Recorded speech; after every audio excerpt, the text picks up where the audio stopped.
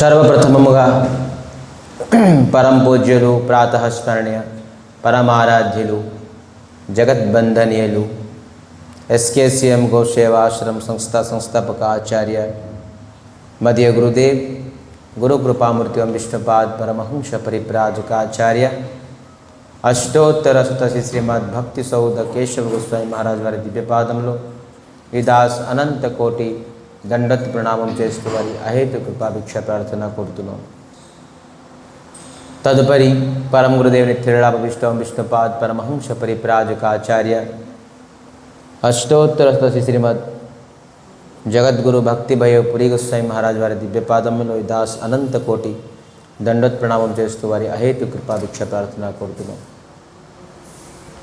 రూపాను గురువర్గలు ఆచార్యుల తాలూకు దివ్యపాదంలో ఈ దాస్ భూరి భూరి సాష్టాంగ అనంత కోటి దండోత్ ప్రణామం చేస్తూ వారి అహేతు కృపాభిక్ష ప్రార్థన కోరుతున్నాం.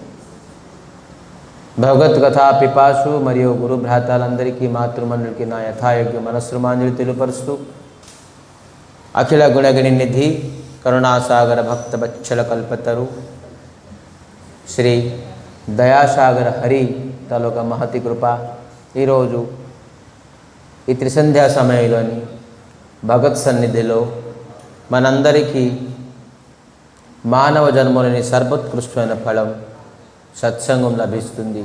ఇది కేవలం హరిగురు వైష్ణవుల తాలూకా మహతి మహతి మహతి కృప. ఉన్మాదన అయోధ్య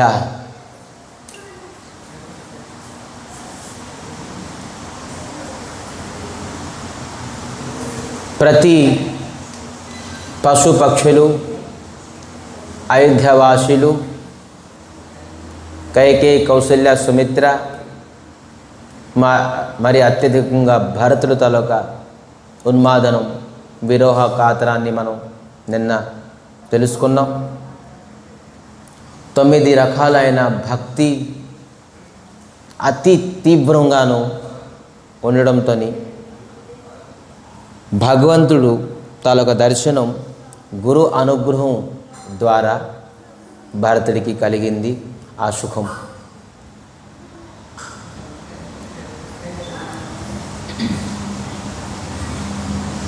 మొదటిది భగవంతుడికి దర్శనం చేసే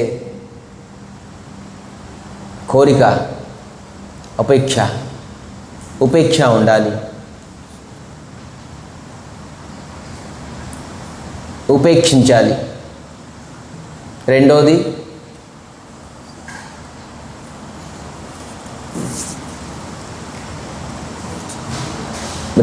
ఏంటి?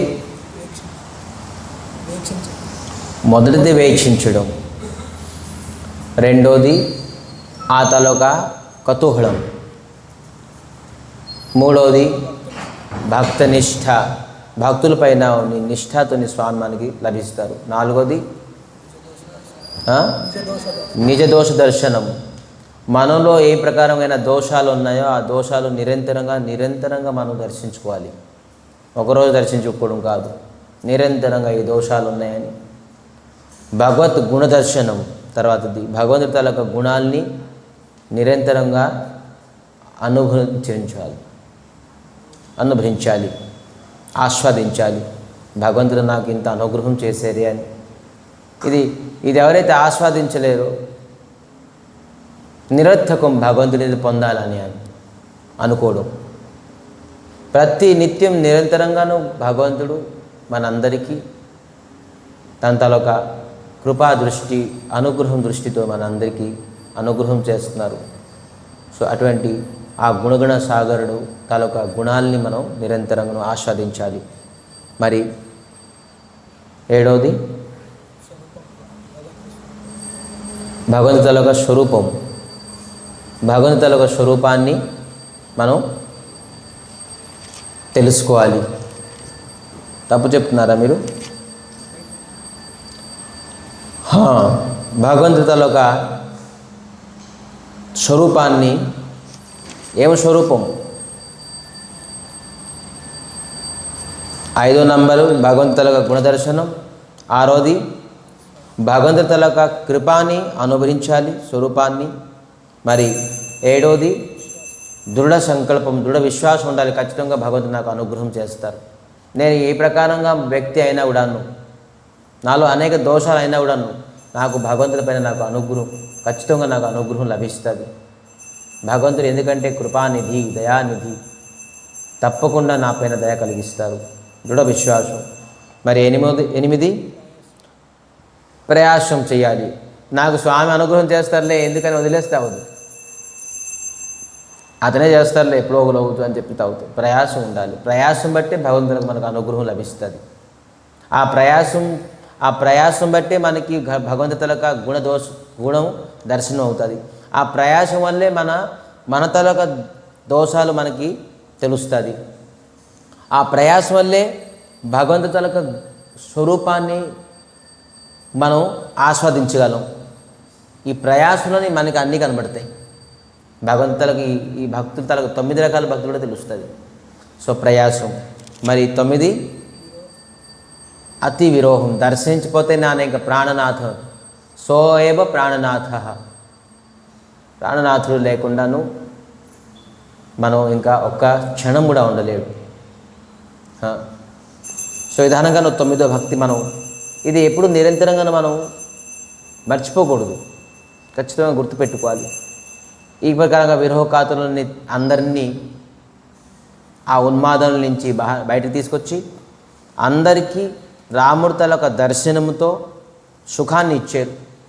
ఎవరు ఏ ప్రకారంగా సుఖం రాముడి దర్శనంతో లభించాలని అనుకుంటుండేరో ఆ ప్రకారంగా సుఖాన్ని అందరికీ ఇచ్చారు. ఒకటే రాముడు, కానీ అయోధ్యవాసులందరికీ ఎలాగా గోపికలతోని కృష్ణుడు ఒక్కొక్క కృష్ణుడై ఒక్కొక్క గోపికలతోని రాసలీలా చేశారో అలాగే రాముడు ఒక్కొక్క రాముడై అయోధ్యవాసులందరికీ, కైకేయికి, కౌశల్యకి, సుమిత్రకి, భరతుడికి, అందరూ అయోధ్యవాసికి, పశువులకి, పక్షులకి, కీట పతంగులకి అందరికీ కూడా సుఖాన్ని ఇచ్చారు రాముడు. ఎవరికి ఇవ్వలేదని కాదు, అందరికీ ఆనందం ఇచ్చినవాడే రాముడు. రాముడు పేరు కూడా ఏంటి? అందరికీ ఆనందం ఇచ్చేవాడే రాముడు. సో ఇటువంటి అందరికీ అయోధ్యవాసులందరికీ ఆనందం ఇచ్చారు. మరి మనం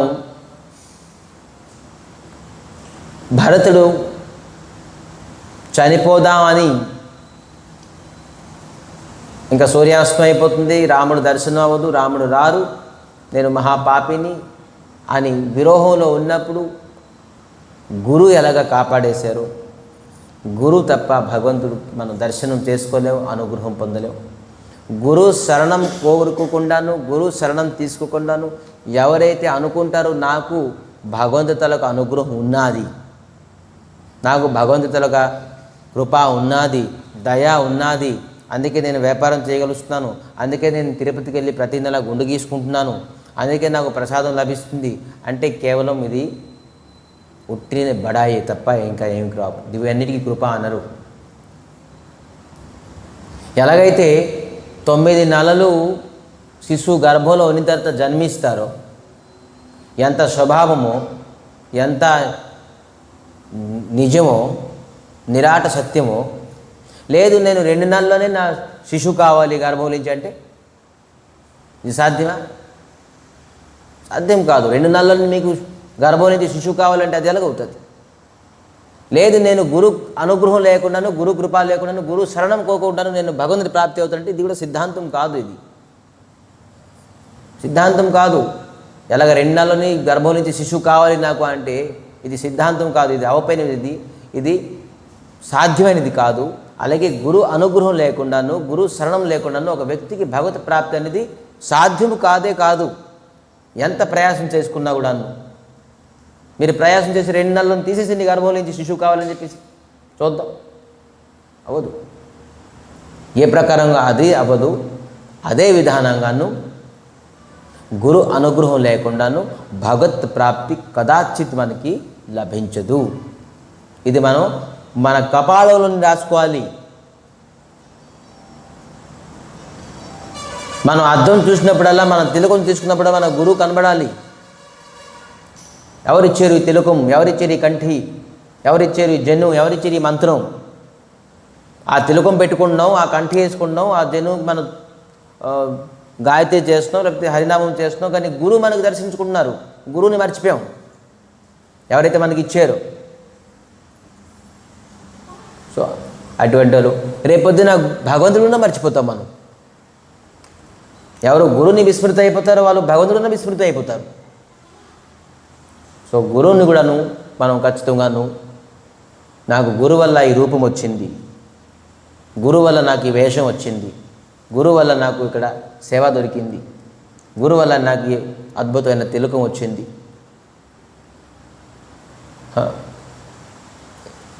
ఈ తిలకం కదా, స్టాంపు కదా, ఇది గవర్నమెంట్ సీల్. మీరు ఏ పేపర్ పెట్టి ఆ పేపర్లో మీరు సైన్ చేసేస్తే మీరు చెల్లుతుంది ఏంటి? ఈవెంతో గవర్నమెంట్ కలెక్టర్ అయినా కూడా సైన్ చేస్తే చెల్లదు. గవర్నమెంట్ సీల్ ఉండాలి, అప్పుడు తను సైన్ చెల్లుతుంది. అతను కలెక్టర్ అయినా కూడా అతను సైన్ చేసేసి తీసుకెళ్ళాలంటే అవ్వదు. గవర్నమెంట్ సీల్ ఉండాలి, గురుగారు సీల్ ఉండాలి. మీరు ఎంత పేపర్లు ఎన్ని రాసినా, ఎన్ని చదివినా, ఎన్ని కంఠస్థం చేసినా, ఎన్ని మాల చేసినా కూడా నువ్వు సీల్ లేదనుకోండి, ఈ సీల్ అనేది ఎవరు వేస్తారు? కేవలం మీరు గురు హరినామం తీసుకున్నప్పుడు ఏం తీసుకున్నారు? కేశవాయ నమః, నారాయణాయ నమః, మాధవాయ నమః, గోవింద్ మహారాజ్ చూపిస్తారు. ఒక్కొక్క దానికి గురుగారు చూపిస్తారు. ఇలా చూపించి ఈ తిలకానికి పేరున్నది, ఈ తిలకానికి పేరున్నది, అలాగ 12 తిలకాలకి 12 పేర్లు ఉన్నాయి. అది పొజిషన్ ఏంటి, దాని షేప్ ఏంటి, దానికి ఇలా తొడాలి. ఇదే ఒక అరగంట సేపు చెప్తారు దీక్ష ఇచ్చినప్పుడు. గమనించారు ఎప్పుడైనా? అన్నం తీసుకున్నప్పుడు ఇవేం చెప్తున్నారు, ఇవన్నీ ఏంటి అని చెప్పేసి ఇవే గమనించాలి. ఇవన్నీ షేప్ ఇచ్చాను, మీకు 12 నామాలు ఇచ్చాను, 12 డైమండ్స్ ఇచ్చాను. ఎక్కడ ఈ డైమండ్ ఎక్కడని పెట్టుకుంటే దీనికి శోభ, ఇవన్నీ ఇన్స్ట్రక్షన్స్, ఇవే పెద్ద ఇన్స్ట్రక్షన్స్.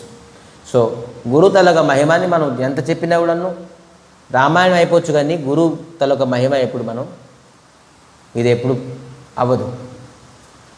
సో ఈరోజు ఎవరైనా కూడాను, ఎంత పెద్ద భక్తులైనా కూడాను, ఇటువంటి భక్తమాల అనే గ్రంథం, అద్భుతమైన గ్రంథం ఉన్నది. కొన్ని వేల మంది భక్తులు తలొక చరిత్ర ఉన్నది. ఇటువంటి ఒక్క భక్తులు కూడా లేరు గురు అనుగ్రహం లేకుండా తన భగవంతుడిని పొందేరు అని లేరు. గురువుని విడిచిపెట్టి భగవంతుడే లేరు. ఇప్పుడు ముందుకు చూద్దాం ఏంటనేది. సో ఈ విధానంగాను ఉన్మాదనమైన అయోధ్య ఆనందమైన అయోధ్యగా మార్చేశారు ఎప్పుడైతే రాముడు పాదం పెట్టారో. నలుగురు అందములకి, రామచంద్రమూర్తి, భరతుడికి, లక్ష్మణునికి, శత్రుఘ్నునికి స్వయంగా తన హస్తాలతోని స్నానం చేస్తున్నారు. ఒకే దగ్గర స్నానం చేస్తున్నారు. ఎలా స్నానం చేస్తున్నారు? అద్భుతమైన సుగంధమైన ద్రవ్యాలతో. చాలా సంవత్సరాల నుంచి వనవాసంలో ఉన్నారు. భరతుడు అతి వైరాగ్యంతో ఉన్నారు. స్నాన కార్యాలు ఏమీ లేదు. జటాజూటం అయిపోయింది మొత్తం అంతాను. ఎప్పుడు ఓపెన్ చేయలేదు ఈ జటాని. ఇవాడు రాముడు స్వయంగా ఆ జటాని మొత్తం అంతా తీసేసి సుగంధమైన ద్రవ్యాలతో నలుగురు అందములు స్నానం చేస్తున్నారు. అభిషేకం అన్నమాట ఇది. భగవంతుడికి పట్టాభిషేకం చేసే ముందు అభిషేకం అవుతుంది చూసారా? అభిషేకం అయిన తర్వాత స్వామికి శృంగారం అవుతుంది. సో స్వయంగా రాముడు మరి ముగ్గురు అందములు అందరూ కలిసి దివ్యమైన స్నానం చేశారు. దివ్యమైన స్నానం చేసి ఇప్పుడు రాజు తిలకానికి ముహూర్తం అంటే బాబు ముహూర్తం అనుకోండి. ఎప్పుడు రాజు సింహాసనం కూర్చుంటే అప్పుడే ముహూర్తం. ఇంకా ముహూర్తం అంటే పెద్ద ఏదో ఒకటి వస్తుంది, మళ్ళీ మంత్రాలు అంటే వాళ్ళు ఎవరో వస్తారు. సో ముహూర్తాలు ఏం తీయొద్దు. అయితే అనేక కల్పలోని రాముడు అనేకసారి రాజు తిలకం అయింది కాబట్టి ఒక్కొక్క శాస్త్రంలోనే ఒక్కొక్క విధానంగా రాసి ఉన్నది. ఎవరు దీపావళి అంటారు. దీపావళి నాడు స్వామి రాజు తిలకం అయింది, అందుకే అయోధ్య అంతా దీపాలతోని సర్దారనమాట అని చెప్తారు చాలామంది. కార్తీక పౌర్ణమి రోజు కూడా స్వామి సింహాసనం, పౌష పౌర్ణమి రోజు కూడాను స్వామివారు సింహాసన ఆరూఢ అయి ఉన్నారని చెప్పేసి అనేక చరిత్రలు ఉన్నాయి. సో విధానంగాను రామచంద్రమూర్తి సింహాసనాన్ని రాజు తిలకం గురించి ఏర్పాట్లు. అయోధ్య అంతా ఒక కొత్త పెళ్లి కూతురిని శృంగారం చేసినట్టుగాను అయోధ్యాన్ని ఆ విధానంగా శృంగారం చేశారు. ఎక్కడ చూస్తే మామిడి తోరణాలు, అటు చెట్లు, అనేక సుగంధన పుష్పాలతోటి, దీపాలతోటి, కలశాలతోటి అందరూ చక్కగా ఇంటికి చున్నాలు గట్ట వేసేసి పేడతో అలకించి బొబ్బర్లు ఏమంటే పేడకి గొబ్బెమ్మ తేతని పుష్పాలతోని, దీపాలతోని, పూర్ణ కలశాలతోటి అద్భుతం. అయోధ్య అంతా ఒక దివ్యమైన సుగంధమైన పచ్చగా సస్యశ్యామలగా మొత్తం అంతా ఉన్నది. ఆ సమయంలోని ప్రకృతి కూడా ఒక వికృతి రూపం తెలిసి అతి అద్భుతమైన రూపాన్ని, సూర్యుడు ఎంతైతే ఉత్తాపం కావాలో అంతే ఇస్తున్నాడు, చంద్రుడు ఎంతైతే కిరణాలతోని అందరికీ ఆరోగ్యం ఉంటుందో, వనస్పతికి ఎంతైతే అమృతం కావాలో ఇవన్నీ చంద్రుడు ప్రసాదిస్తున్నారు. వాయువు అతి మందగతితోని అందరికీ ఆ వాయువు స్పర్శించి ఆనందాన్ని ఇస్తున్నారు వాయుదేవుడు. చంద్రుడు, సూర్యుడు, వరుణుడు అతి అద్భుతమైన.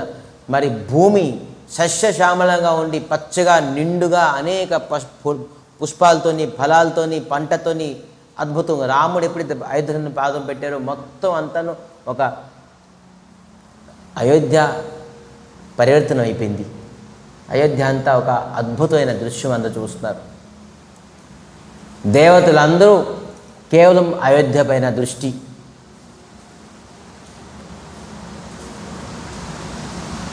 విధానంగాను అయోధ్య ఒక ఆనందమైన స్వరూపాన్ని తీసుకొని, రామచంద్రమూర్తి స్నాన కార్యాలు చేసుకొని, దివ్యమైన కిరీటం, దివ్యమైన ఆభూషణం అలంకారంతో, దివ్యమైన పీతాంబర వస్త్రంతో, దివ్యమైన సుగంధమైన పుష్పాలతోటి, దివ్యమైన రథం పైన, దివ్యమైన చూసారా వివాహానికి తీసుకెళ్ళినప్పుడు పెద్ద ర్యాలీ ఉంటుంది, దానికి ఏమంటారు ఇక్కడ ఊరేగింపుడు, హిందీలో ఏమంటారు భారత్ అంటారు. ఒక పెద్ద ప్రొసెషన్ అనుకోండి, అనేక తాళాలు మేళాలతోని, అనేక వాద్యాలతోని, అనేక నృత్యాలతోటి, అనేక వేదోక్త మంత్రాలతోటి రాముడికి తీసుకెళ్తున్నారు సింహాసనం వరకు. ఆ రథం పైన దివ్యమైన రథం, ఆ రథం కూడా ఒక అతి దివ్యంగా కనబడుతుంది. దాంట్లోని రాముడు అతి అద్భుతమైన శృంగారంతో, పూర్ణమైన అలంకారం. రాముడు కాషాయ వస్త్రం వేసుకొని, జటాజోటం వేసుకొని చూసి బోరు కొట్టేశారు అందరికీ. లేదు ఇలా కాదు, ఎక్కడెక్కడ డైమండ్స్ని, ఎక్కడెక్కడ గోల్డ్ని మొత్తం అతి అద్భుతమైన అలంకారం చేశారు రాముడికి. అతని కిరీటం, అతని ఆభూషణం, అతని తలక హారం, ఏ అంగాన్ని విడిచిపెట్టలేదు, ఒక్కొక్క అంగాన్ని శృంగారం చేశారు రాముడు. అతి అద్భుతమైన శృంగారంతో రామచంద్రమూర్తి దివ్యమైన రథంలో కూర్చొని అతి అద్భుతంగా నృత్యం, కీర్తనం, అనేక తాళాలు, మేళాలు, వాళ్ళ తలక ప్రదర్శన చేస్తున్నారు. వాళ్ళ తలక కళాని చేసుకుంటూ సింహాసనం పైన వరకు రామచంద్రమూర్తి విరాజించారు. గురు వశిష్ఠులు 61 తరాలకి ఈ దృశ్యం గురించి, ఈ రోజు గురించి వేక్షించారు. వశిష్ఠులు ఇప్పుడు మనిషి కాదు. ఎప్పుడైతే సృష్టి ప్రారంభంలోని బ్రహ్మ సృష్టించారో 10 ఋషుల్లోని వశిష్ఠులు ఒక ఋషి.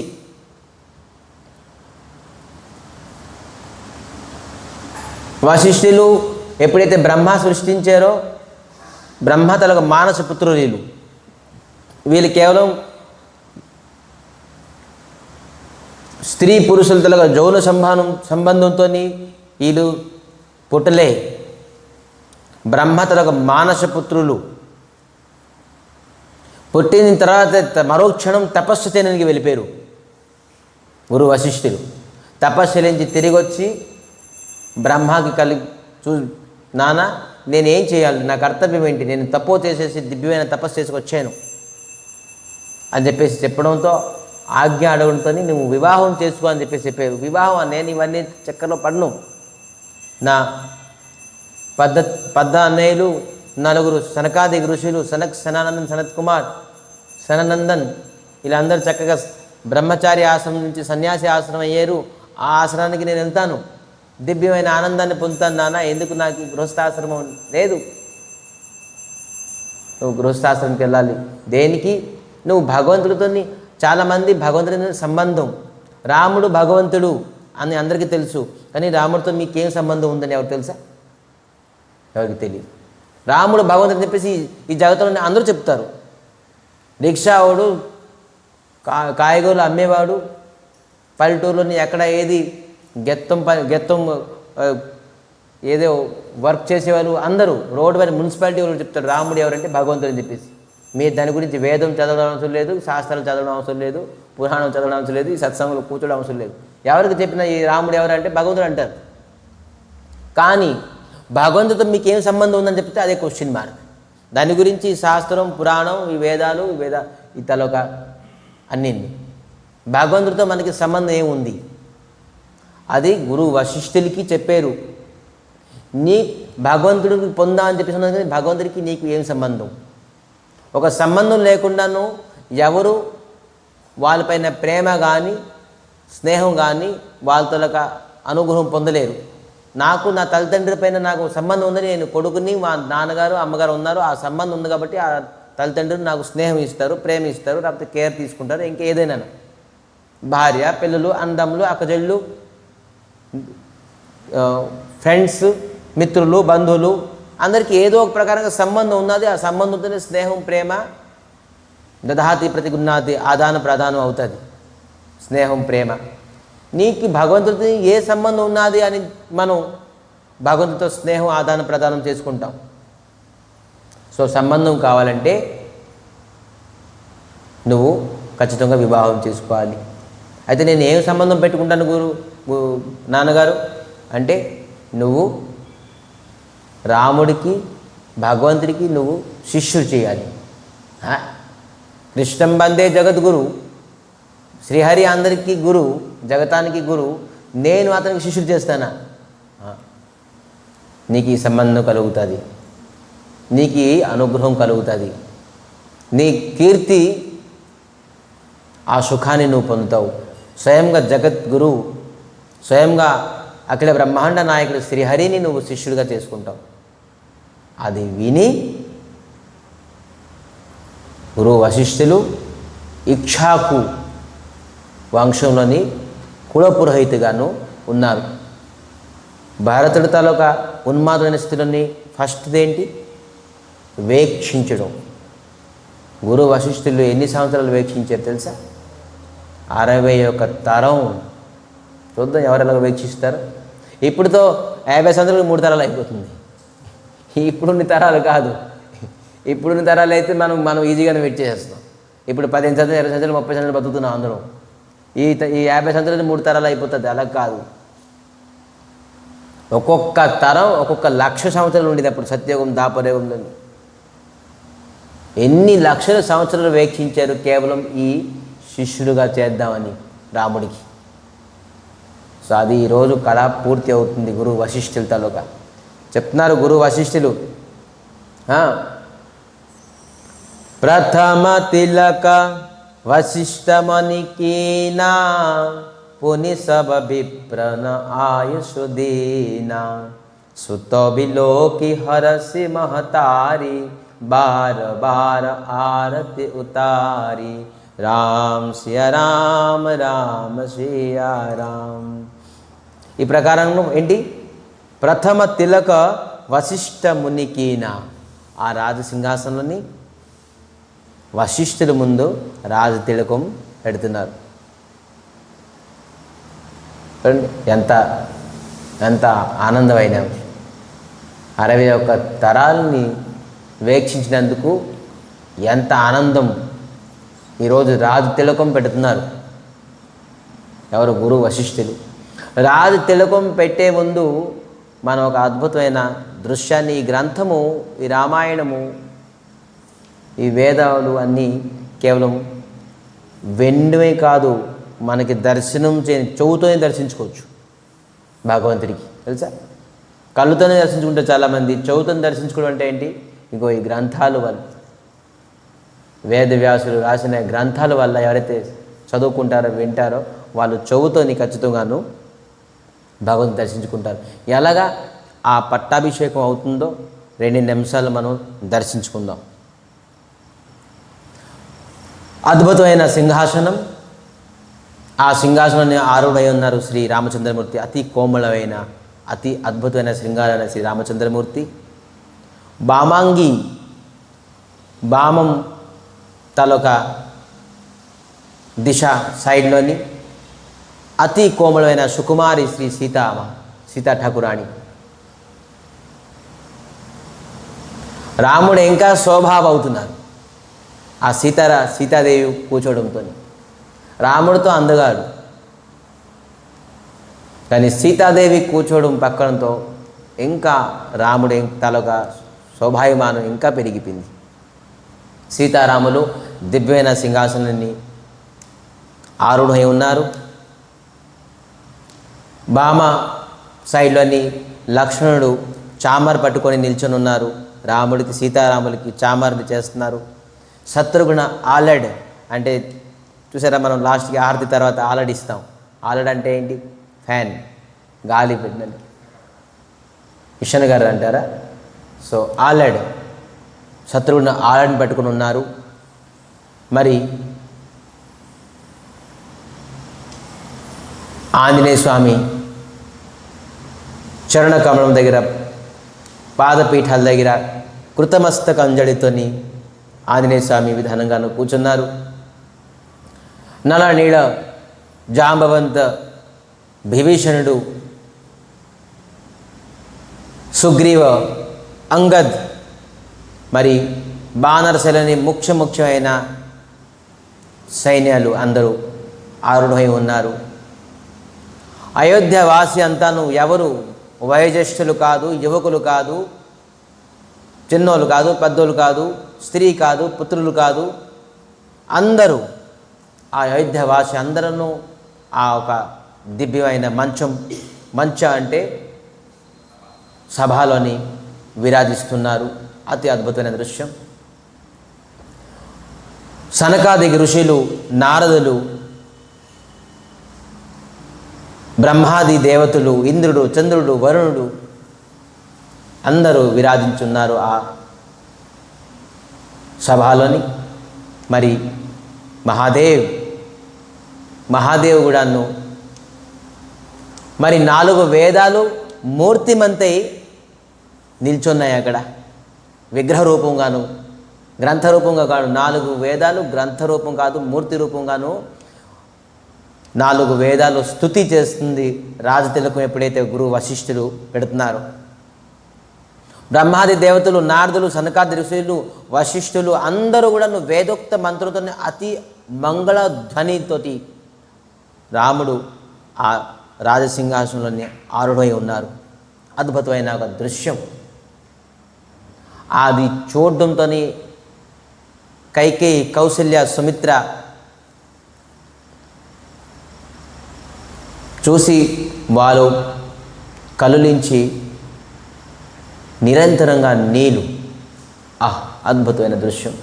అయితే వాళ్ళు ఇటువంటి మంగళప్రదమైన కార్యాన్ని అయినప్పుడు కళ్ళించి నీళ్ళు తీసుకోకూడదని చెప్పేసి ఎంతో కంట్రోల్ చేసుకుంటున్నారు. ఏడడం ఇది ఆనంద భాష్పాలు అంటారు, కానీ కళ్ళించి నీళ్ళు తీసుకోవడం అశుభం, కంట్రోల్ చేసుకోవాలి. ఎన్ని సంవత్సరాల తర్వాత ఈ దృశ్యాన్ని చూసాం మేము అని పాపం దశరథ మహారాజుకి ఊహిస్తూ కైకేయి, కౌశల్య, సుమిత్ర ఆ రాముడి తాలూక ఆరతి చేస్తున్నారు. ఎవరు చందనం, ఎవరు తులసి, ఎవరు పుష్పాలు ఆ రాముడి తాలూక పాదపద్మాలని అర్పితం చేస్తున్నారు. దివ్యమైన ఒక అద్భుతమైన రాముడి తాలూక పట్టాభిషేకం ఈ విధానంగాను ఇంద్రుడు, చంద్రుడు, వరుణుడు, దేవతలు అందరూ, మునులు, ఋషులు, అయోధ్యవాసులు, మరి బాందర సైన్యులు, ఆంజనేయ స్వామి అందరూ ఉన్నారు. వేదం కూడాను మూర్తిమంతై వేదధ్వనిలతోని స్వామివారికి పట్టాభిషేకం అవుతుంది. అతి అద్భుతమైన దృశ్యం. రాముడు ఆ సమయంలోని ఒకరికి నిలుపుతున్నారు. ఇది కేవలం ఆంజనేయ స్వామి గమనిస్తున్నారు. ఎలాగంటే అరే రాముడు ఎవరికి నిలుపుతున్నారు? రాముడు తలక కలుని చదవాలంటే కేవలం ఆంజనేయ స్వామి. ఐ రీడింగ్ ఉంటుంది సార్, ఉన్నదా? ఫేస్ రీడింగ్ ఎలా ఉంటుందో ఏమంటారు? ఐ రీడింగా, ఐ కాంటాక్ట్. పోనీ ఏదో ఐ కాంటాక్ట్ కూడా కళ్ళుతోని కాంటాక్ట్ అవ్వడం, ఐ కాంటాక్ట్ అంటే ఇది కృష్ణుడికి ఇంకా అద్భుతంగా తెలుసు. మాయావి కృష్ణుడు అని చూసారా? మనకి విహారీజీ, బాంకే బిహారీ పరదా వేసేస్తుంటారు. బాంకే బిహారీ 2 నిమిషాలకి 1 నిమిషాలకి తీస్తుంటారు, మళ్ళీ వేసేస్తుంటారు. ఎందుకంటే ఇతని కళ్ళుతో చాలా ప్రమాదం. ఎవరైతే చూస్తారు నిరంతరంగానూ వీళ్ళు మాయలో పడిపోతారు, కృష్ణుడి తరగ మాయలు అని చెప్పేసి బాంకే బిహారీకి ఎక్కువసేపు చూడడానికి ఎవరు. సో అతని కళ్ళులోనే అనేక మాయ ఉన్నాయి. సో రాముడి తాలూకా ఐ కాంటాక్ట్ని ఆంజనేయ స్వామి తెలుసుకున్నారు. ఆంజనేయ స్వామి చూస్తున్నారు, అరే అందరూ ఉన్నారు కరెక్టే, భరతుడు లేరు. రామచంద్రమూర్తి భరతుడిని నిలుపుతున్నారు, నేను వెంటనే వెళ్తాను చెప్పేసి భవనం అంతా నిలిగేస్తున్నారు ఆంజనేయ స్వామి. భవనం అంతా నెలికి మొత్తం చూస్తున్నారు, కానీ ఎక్కడ భరతుడు కనబడుకున్నారు. ఎక్కడికి వెళ్ళి ఎంత అద్భుతమైన దృశ్యం, అంత అద్భుతమైన సభ, భరతుడు లేకుండా. మరి రాముడు అతి ఉన్మాదం అవుతున్నారు, భరతుడేది, నా భరతుడు ఎక్కడ ఉన్నారు? ఎలాగా గోపికల్ని చూడకుండాను కృష్ణుడు ఉండలేరు, కృష్ణుని చూడకుండాను గోపికలు ఉండలేరు, అలాగా భరతుడిని చూడకుండా రామచంద్రమూర్తి అక్కడ ఉండలేకపోతున్నారు. భరత్ ఎక్కడ ఉన్నారు? కానీ ఆంజనేయ స్వామి నెరికి వచ్చేసరి ప్రయాసం చేశారు, కానీ దొరకలేదు భారతుడు. అరే లంకలోనే సీతాని నిలికేశారు. మరి రావణాసురుడు బాణం ఎక్కడైతే మృత్యు ఉన్నదో మండోదరి రావణాసురుడు దాచిన బాణాన్ని నిలికేశారు, కానీ భరతుడిని అయోధ్యలో నిలకలేపారు. దాని అర్థం ఏంటి? అతి గుప్తంగాను భక్తి చేసేవారు భరతుడు. ఇది చూపించే భక్తులు కాదు, ఇతను ప్రేమ భక్తులు, అతి గుప్తంగా రహస్యంగాను భక్తి చేస్తారు. ఇది ఆంజనేయ స్వామిని పట్టుకోలేపారు. అటువంటి భక్తులకి భక్తి అనేది గుప్తంగా చేయాలి, అప్పుడే భగవంతుడు ఉన్మాదం అయిపోతారు. ఏది అతను ఏది అని చెప్పేసి చూపించే భక్తి కాదు, గుప్త భక్తి. సో రాముడు తట్టుకోలేక కృష్ణుడు అలాగా చైతన్య మహాప్రభు గోపి భావంతో ఉన్నారు. హే గోపి అని ఉంటారు, హే రాధే అని.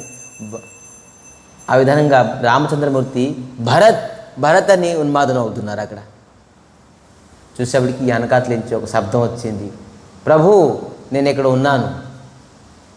వెనకాతలో ఉన్నారు భరతుడు. వెనకాల నుండి ఏం చేస్తున్నారు? అతను ఏం పట్టుకున్నారు? అతని సేవ ఏంటి? ఛత్ర పట్టుకుని ఉన్నారు. అద్భుతమైన దివ్యమైన సింహాసనంలోని ఛత్రం. ఒక విషయం చూడండి, రాముడు ఇప్పుడు తిలకం పెట్టుకోలేదా? ఈరోజు కొత్తగా పెడతారా? తిలకం పెట్టుకుంటే ఎన్ని రోజులు ఉన్నారా రాముడు? ఈరోజు రాజు తిలకం పెట్టుకోవడం ఏంటి? తిలకం పెట్టుకున్నారు ముందు నుంచి. కిరీటం లేదా రాముడికి? ఎప్పుడు సింహాసనంలో కూర్చోలేదా రాముడు? ఎప్పుడు అలంకారం వేసుకోలేదా? రాజు తరగ ప్రతీక వంటి చూడండి. ఎప్పుడైతే దశరథ మహారాజ్ అనౌన్స్ చేసేసారో రేపు పొద్దున్న రామచంద్రమూర్తి రాజు తిలకం అవుతుందని చెప్పేసి అని చెప్పడంతో సుమంత్ మంత్రి దశరథ మహారాజు పిలుస్తున్నారని చెప్పేసి, అప్పుడు ఈ మంత్ర మొత్తం అంతా అయిపోయింది, దశరథ మహారాజు మీకు పిలుస్తున్నారని చెప్పేసి చెప్పడంతో అప్పుడు సుమంత్ ఛత్రఛాయ పట్టుకుని వెళ్తాడు రాముడు. అప్పుడు రాజు ఇంకా రాజు తిలకం అవలే, కానీ అనౌన్స్ చేసేసరి మీరే రాజు అని చెప్పేసి అతను గొడుగు పట్టుకుని వెళ్తారు రాముడి వెనకాతల. ఇది చెప్పానో లేదు తెలియదు, కథ ఉన్నది, చెప్పున్నాను నేను. అప్పుడు వెళ్తారు రామచంద్రమూర్తి లోనికి, ఆ ఛత్ర ఛాయ కిందే. ఈ ప్రకారంగా వరం అడుగుతారు, 14 సంవత్సరాలు వనవాసం వెళ్ళిపోవాలని చెప్పేసి. అక్కడ సుమంత్ ఉంటారు, మళ్ళీ ఛత్ర వేస్తారు. కానీ రాముడు అంటే దీనికి అవసరం లేదు, ఛత్ర తీసేసి ఇప్పుడు నేను రాజు కాదు. వెళ్ళినప్పుడు ఆ ఛత్ర కింద వెళ్తారు, కానీ వచ్చినప్పుడు ఎందుకంటే వెళ్ళిపోవాలి 14 సంవత్సరాల వనవాసం, నేను రాజు కాదని చెప్పి తీసేయమంటారు. అంటే ముఖ్యమైన రాజు తరగ ప్రతీక ఏంటి? ఛత్రం. ఆ ఛత్రం ఎక్కడికి వెళ్తూ ఉంటుందో అప్పుడు అతను రాజు అనుకుంటారు. సో ముఖ్యమైన సేవ ఎవరు చేస్తారు? భరతుడు ఛత్ర పట్టుకుని ఉన్నారు. ఆ సింహాసనం ఎంత పద్ధతి భరతుడు కనబడుకున్నారు. అటువంటి ఛత్ర సేవ చేసి కూడాను భరతుడు నేను ఫోటో నాకు రావాలి అని కాదు. మనమైతే ఫోటో కావాలి, వీడియో కావాలి ముందు ఉంటాం. మనం భగవంతుడికి వెనకట్లు పెట్టేస్తాం ముందు. కానీ భరతుడు సింహాసనం వెనకాతలుండి సేవ ఇస్తున్నారు. ఇంకా అద్భుతమైన సేవ ఏంటి? ఛత్ర పట్టుకుని ఉన్నారు స్వయంగా. ఆ ఛత్రలోని సీతారాములు, ఆ ఛత్ర కింద సీతారాములు, ఆ సింహాసనం దేవతలు అందరూ ఉన్నారు. ఈ ఛత్ర ఏంటి అనేది తెలుసుకోవాలంటే ఎవరి తల ఛత్ర? ఇది ఎవరు పట్టుకున్నారు? భరతుడు పట్టుకున్నారు. రాముడి తల రాజ్యం కావాలంటే భరతుడు లాంటి భక్తుడు ఛత్ర పట్టుకోవాలి. అప్పుడే రామరాజ్యం వస్తుంది. మన ఇంట్లో రామరాజ్యం కావాలంటే, మన ఒంటిలో, మన మనసులోని, మన ఇంద్రియాలని రాముడు రాజ్యం చేయించాలంటే మనం భరతుడి తల ఒక ఛత్ర ఛాయలో ఉండాలి. భరతుడు ఎవరు? భక్తుడు, సాధు, మహాత్మ, గురు. సాధువులు, మహాత్మలు, వైష్ణవుల తలక ఛత్ర ఛాయలని ఎవరైతే ఉంటారో అప్పుడు రాముడు రాజ్యం చేస్తారు. లేకపోతే ఆ ఇల్లు, ఆ దేశం, ఆ శరీరము రాముడు రాజ్యం చేయరు. అందుకే మనం గురువు తాలూకా పాదపద్మ తాలూకా ఛత్ర ఛాయలో ఉండాలి. అప్పుడే రాముడు మన శరీరానికి, మన ఇంటికి, మన ఒంటికి, మన రాజ్యానికి రామరాజ్యం అవుతుంది. మనం సాధువులు, మహాత్ములు, గురు తాలూకా పాద ఛాయలన్నీ లేకపోతే ఎప్పుడు కూడా మన శరీరానికి, మన ఒంటికి రాముడు రాజించరు. రాముడు రాజించిపోతే మన మనస్సు, మన ఇంద్రియాలు ఎప్పుడు శిథిలం అవ్వదు. ఎప్పుడు మనం కంట్రోల్ చేయలేం. ఎప్పుడు రామరాజ్యం అంటే ఏంటి? ఆనందమైన రాజ్యం. సో ఇదనగాను భారత తాలూకా ఛత్ర ఛాయలని మొత్తం అయోధ్య అంతా. అసలు భరతుడిది రాముడిది హోరాహోరీ పోటాపోటీ. యాక్చువల్లీ భరతుడే గెలిచారు. ఏం అడిగిందండి కైకేయి? వరం. 2 వరాలు అడిగారుగా.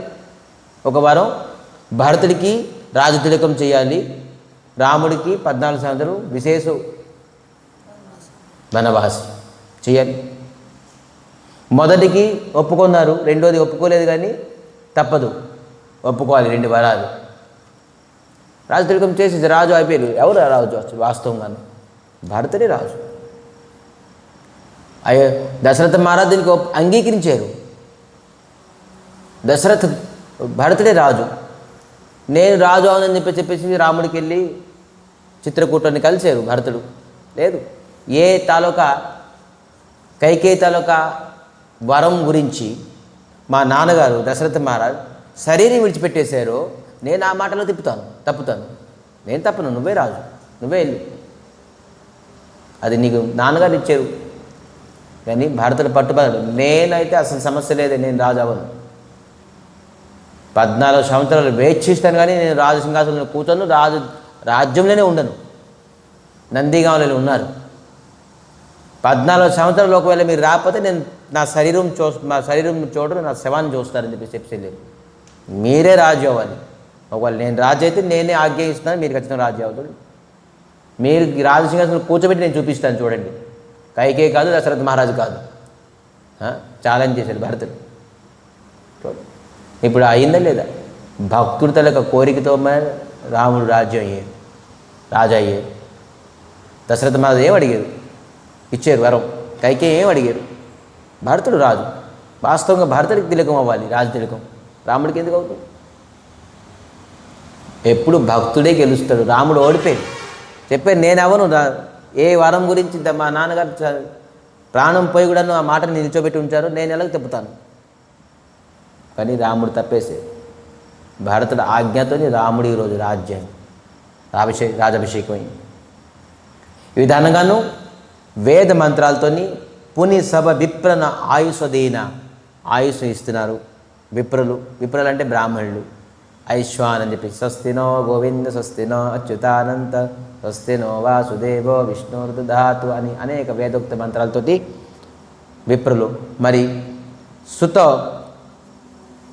బిలోకి హరిషి మొహితారి అనేక పుత్రుల తాలూకా ఈ దృశ్యం చూసి రామ్ లక్ష్మణ్ మరి భరత్ శత్రువుడిని చూసేసి కైకేయి కౌశల్య సుమిత్ర ఆనంద బాష్పలతో వాళ్ళ తాలూకా ఆనందాన్ని ఇంకా వర్ణించులో బార ఆరతి ఉతారి అందరూ ఆ దృశ్యాన్ని చూసి ఎక్కడ దిష్టి పడుతుంది అని చెప్పేసి అయోధ్యకి అని చెప్పేసి బార్ అనేక ఆరతితోని ఏక ఆరతి దు ఆరతి త్రిది ఆరతి అనేక రకాల ఆరతితోని రాముడికి దిష్టి తీస్తున్నారు.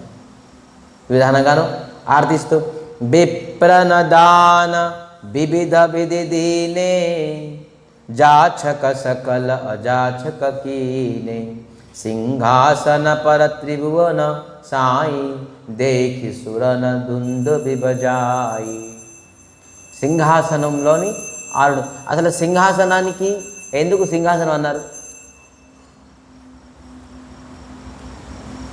సింహాసనం అసలు రాజాసనం అనాలి కదా. రాజు తలకు ఆసనంకి రాజాసనం అనాలి. ఇది వ్యాసాసనం అంటారు కదా, వ్యాసదేవులు కూర్చున్నారు, దీనికి వ్యాసాసనం అంటారు కదా, అంటారా లేదా? మరి రాజు కూర్చుంటే రాజాసనం అనాలి కదా. యాక్చువల్లీ రాజాసనే ఉండేది. అది ముందు రాజాసనమే ఉండేది. ఆసనం పేరు రాజాసనమే. సింహాసనం ఎప్పుడయ్యింది? ఎప్పుడైతే ప్రహ్లాద్ మహారాజ్ నరసింహస్వామి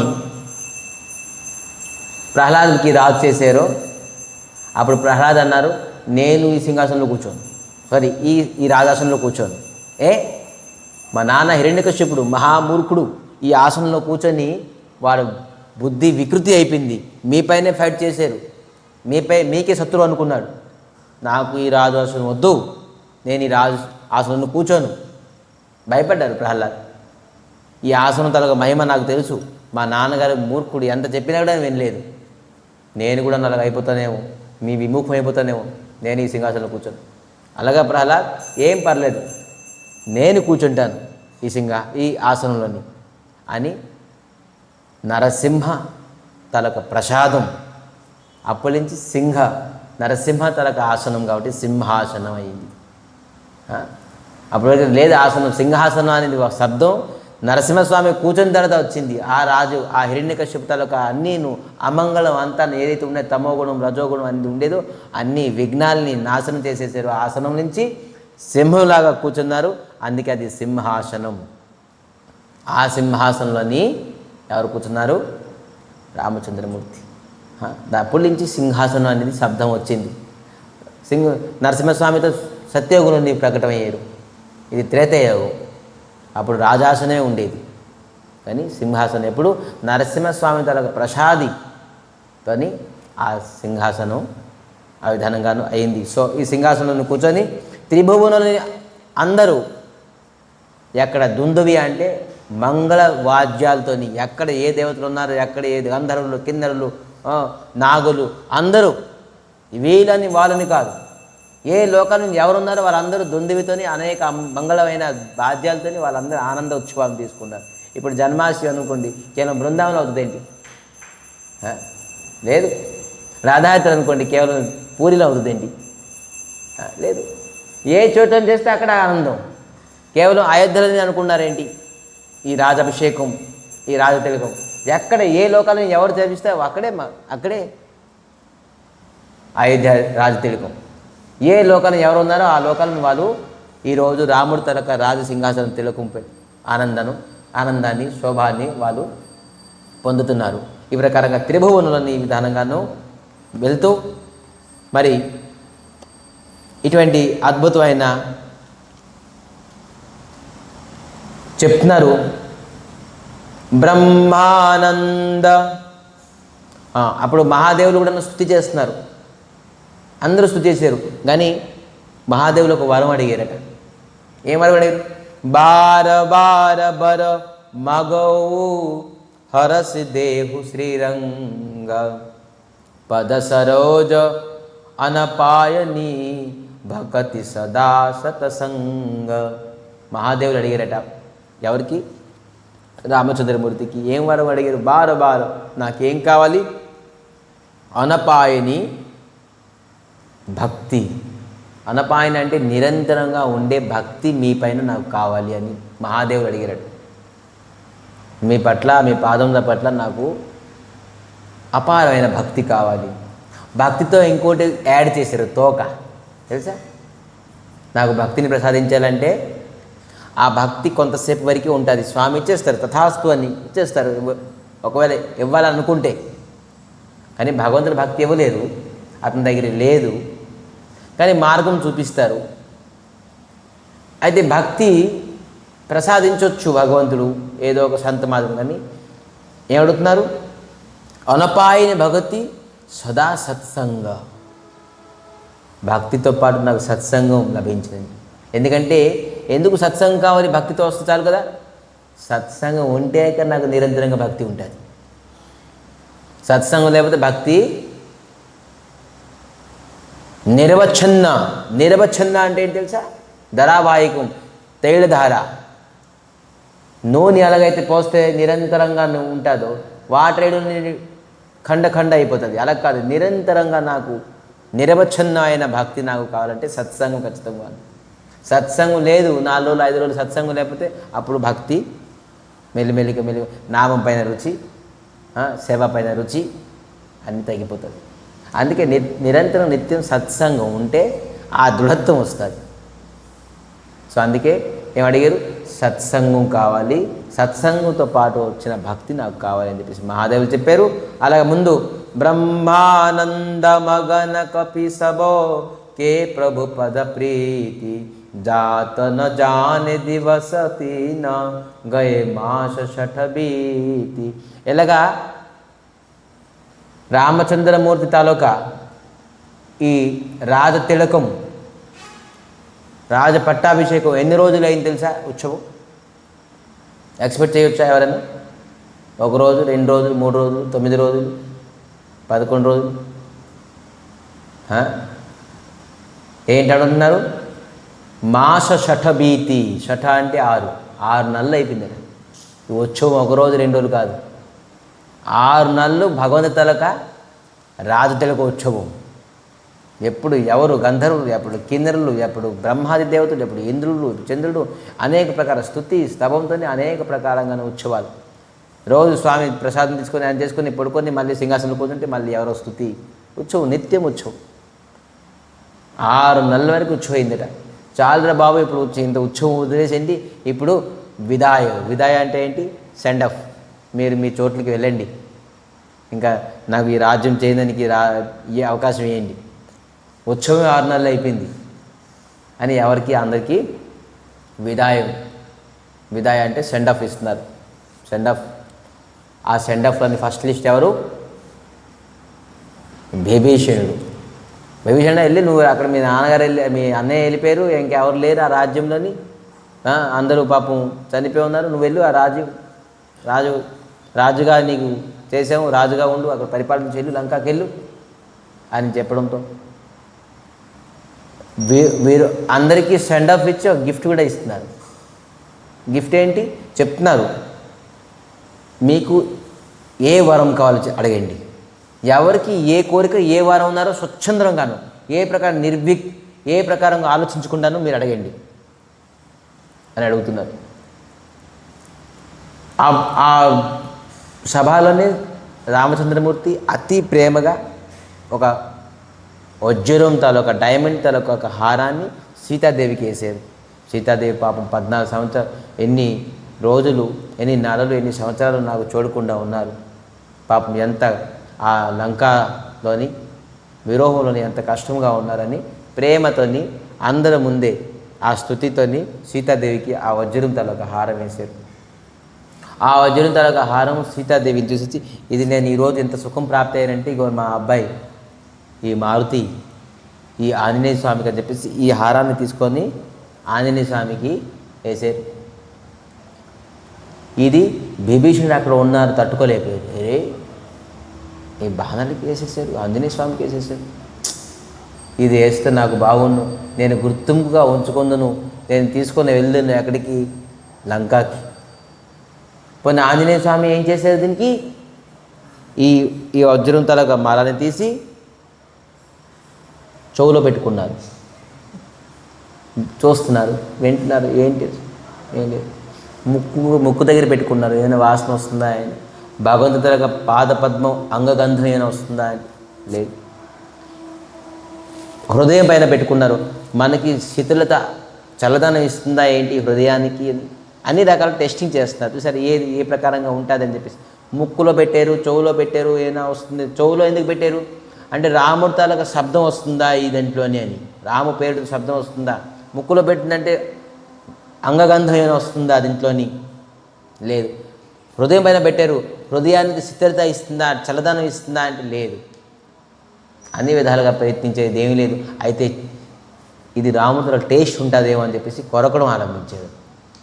దీన్ని తింటే దీనికి స్వాదం అంటే టేస్ట్ వస్తుందేమో అని చెప్పేసి తింటే అది గట్టిగా ఉంది, కొరికేరు. అయితే కొరికిన తర్వాత రాముడు ఉంటారేమో అని చెప్పి చెప్తున్నారు. కొరికి ఒక్కొక్క వజ్రానికి కొరికి పాడుతున్నారు. అందరూ చూస్తున్నారు. ఇది రాముడు ఎంత అమూల్యమైనది సీతాదేవికి ఇచ్చారు. సీతాదేవి ఎంత ఆదరంగానూ ఆంజనేయ స్వామికి పుత్రుడు భావంగా ఇచ్చారు. ఇతనేమో ఒక్కొక్క వజ్రం కొరుక్కొని పారేస్తున్నారు. విభీషణుడు అప్పుడు ఉండలేక అనేసి, స్వామి భగవంతుడు భక్తులు ఎవరు ఏదైనా కూడాను నీ తాలూకు స్వభావాన్ని నువ్వు పోగొట్టుకోలేవు ఆంజనేయ స్వామి. నువ్వు బానరువు కావుదా, కోతి కాబట్టి నీ కోతి చేష్టలు ఖచ్చితంగా పోదు. ఎంత భక్తి అయినా నీ ఎంత పెద్ద అమూల్యమైనది, నీకు వజ్రం ఇస్తే నువ్వు కొరికి పారేస్తున్నావు అంటే విభీషణుడు అంటున్నారు. ఇది రాముడు లేపైన దగ్గర, రాముడు ఎక్కడైతే లేరో ఇది ఎంత విలువైనది నాకెందుకు. దీంట్లో రాముడు లేరు, శబ్దం విన్నాను రాకుండా ఉంది, సుగంధం లేదు, హృదయంలో కల్పించాను లేదు, తిన్నాను, ఏది కనపడింది నాకు. రాముడు లేకపోయింది నాకు ఆ పనేంటి, ఆ వస్తువుతో నాకు పనేంటి. అది చెప్పేలే, నీ దగ్గర అందరి దగ్గర రాముడు ఉన్నారా? ఎందుకు లేరు? నా కిరీటం పైన రామని రాసున్నది, నా గదా పైన రామని రాసున్నది, నా వస్త్రం పైన రామని రాసున్నది, నా ప్రతి అంగంలోని రామని రాసున్నది. ఎక్కడ లేదు? ప్రతి చోట్ల నా రాము. నీ హృదయం ఉన్నది కదా, ఉన్నది. ఆ హృదయంలో రాముడు ఉన్నారా? అరే నిజమే, నాకు కూడా సందేహమే. ఆంజనేయ స్వామి అంటారు నాకు కూడా సందేహమే. ఒకవేళ అటువంటి హృదయంలో రాముడు లేకపోయిన హృదయం నాకు అవసరం లేదు. ఆ హృదయం సరే చూద్దాం, ఆ హృదయంలో రాముడు ఉన్నాడు అని చెప్పేసి అక్కడే ఏ ప్రకారంగాను నిష్కంచనగాను చీట్ చేశారు హృదయాన్ని. రాముడు ఉన్నారో లేదో చూస్తాను నేను. కేవలం రాముడు కాదు, సీతారాములు ఉన్నారు. ఆ సీతారాముల తాలూకా దృశ్యం చూసేసి రాముడు ఉన్నారు, ఈ హృదయం మనకి పనికి వస్తారు. ఏ హృదయం అయితే సీతారాములు లేరో, రాముడు లేరో, ఏ వస్తువు పైన రాముడు లేరో ఆ వస్తువుకి మనకి ఏం పని? రామ్ నైకు కిస్కామ్, రాము లేపడింది మనకి అది ఏ కాము, ఏ పనితో మనకి పనికి వస్తుంది. సో మనం ఆంజనేయ స్వామి ప్రకారంగా అందరి ముందు తన హృదయంలోని సీతారాములు అని చెప్పేసి ఇంకోసారి ప్రాకృత ఆంజనేయ స్వామి తరగ మహిమ అటువంటిది. ప్రతి చోట్లని రాముడు తరగ గొప్పతనం ఎలాగో ఆంజనేయ స్వామి తరగ గొప్పతనం అలాగే ఉన్నది. సో ఈ విధానంగాను సరే అని విభీషణుడు ఇప్పుడు వరం అడగమని చెప్పేసి చెప్పారు రాముడు. విభీషణుడు స్వామి నేను అడగకుండా నాకు ఇచ్చారు, అంత పెద్ద లంకా తలక నేను జస్ట్ శరణం కోరుకున్నాను, నాకు నువ్వు లంకేష్ అని పిలిచేశారు. శరణం కోరుకుని వచ్చారు, ఇంకేం అడగలేదు. మంచి చెడ్డ అన్నీ కొట్టారు, ఏం అడగలేదు. రాగానే విభీషణుడికి పలకరించారు, లంకేష్ బాగున్నావా? అప్పుడే రాజు తిలకం మీ తమ్ముడితో చేయించేశారు, లక్ష్మణుడితోటి. ఇంకా నాకు ఇంకేం కావాలి వరం? లేదు, ఖచ్చితంగా ఏదో ఒకటి అడగాలి, అడుగు, ఏం ప్రాబ్లం. బార్ ఎప్పుడైతే రాముడు అడుగుతున్నారో వరం ప్రతి వ్యక్తికి ఎవరెవరికి వరం, అందరికీ వరాలు ఇచ్చి పంపించారు. ఖాళీ చేతులతో ఎవరికి పంపించలేదు. ఎవరు ఏ ప్రకారంగా కోరుకున్న వ్యక్తికి కోరుకున్న వస్తువులు. రాముడు ఎంత ఉదార స్వభావమైన వ్యక్తి, మామూలు ఉదారమైన స్వభావం కాదు. అందరికీ కోరుకున్న వస్తువులు, కోరుకున్న వరాలు ఇచ్చారు. ఇప్పుడు విభీషణుడి తరగ వరం ఏంటి అనేది మనం రేపు తెలుసుకుందాం. ఈ విభీషణుడు ఏ వరం అడిగారు, ఎందుకు అడిగారు, ఏంటి దీని తాలూకా మహత్వం అనేది రేపు తెలుసుకుందాం. సో ఈ వరాలు ఇచ్చి పంపించిన తర్వాత అప్పుడు మనకి ఉత్తరాఖండ్ని అది అద్భుతమైన చరిత్ర, కాకభూషణుడి చరిత్ర కూడా మనం ఆలోచిద్దాం. విధానంగానే ఇక్కడ కథాన్ని విరామం చేస్తూ వంఛాకల్పతరుభ్యశ్చ కృపాసింధుభ్యేవ చ పతితానం పావనేభ్యో వైష్ణవేభ్యో నమో నమః.